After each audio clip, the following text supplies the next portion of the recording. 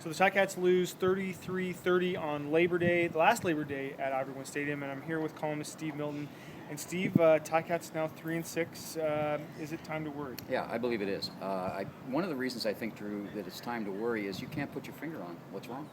You can say it was this, like yes, or in the game today, it was about the offense not capitalizing early when they had the chance. The defense once again, and I can't imagine what it's like for you having to write this 4 and 5 weeks in a row. The defense getting a little slack at the end, bad punt at a very key time. Having the game tied, not using the crowd momentum. There's 1,000 things that were wrong here, very small, and I think that's why there's reason to worry. Like if you fix one, you still got a bunch of others you got to worry about. Disappointing end of this game, but if we're going to talk about the good things, let's talk a little bit about Chris Williams.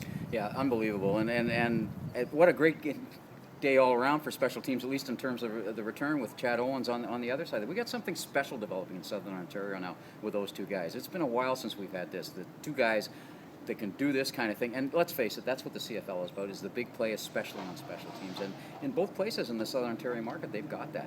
Williams is trying to put this team almost single-handedly into the playoffs. Can't do it alone. The other interesting thing about today, the thing I really enjoyed, was the atmosphere in the stadium. Yeah. Over 30,000 people here. It was really a great environment despite the loss. It was, but that wasn't Lou they were yelling at the end. Drew.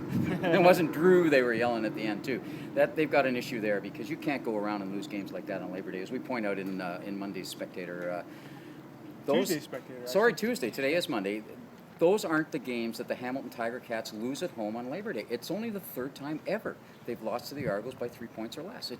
The Argos lose those games, not the Ticats, and that's another reason to worry. This is a tough question that's almost impossible to answer, but if you were looking at this team, I mean, is there one thing, are there two things you can point to? Is the issue, is it coaching? I mean, what is it that you can look at and say this needs to be fixed? There are some coaching issues, but for the moment, they never promised that this would be part of the package. Oh, there's going to be some first-year coach. I mean, he is a first-year head coach as long as he's spent in this league, and as much experience as George has, and as much respect as you and I both have for him, this is his first year head coaching anywhere, and at least at the pro level. And I think there's some growth issues there, some learning curves that probably the team didn't expect him to have to face, and nobody ever once, you can look it up, ever said to us there's going to be a growth arc to this.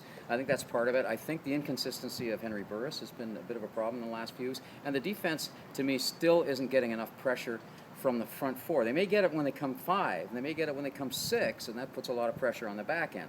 And I still think it starts up front. They're not getting enough ferocious pressure. This doesn't look like a Tiger Cat defense to me. It looks more like the Tiger Cat defense we've been seeing the last 5 or 6 years, not the traditional we win type of defense that Hamilton's been kind of used to. Make sure to check out Tuesday's Spectator. We'll have a full game report in the Scratching Post blog for all the up-to-the-minute Ticat news.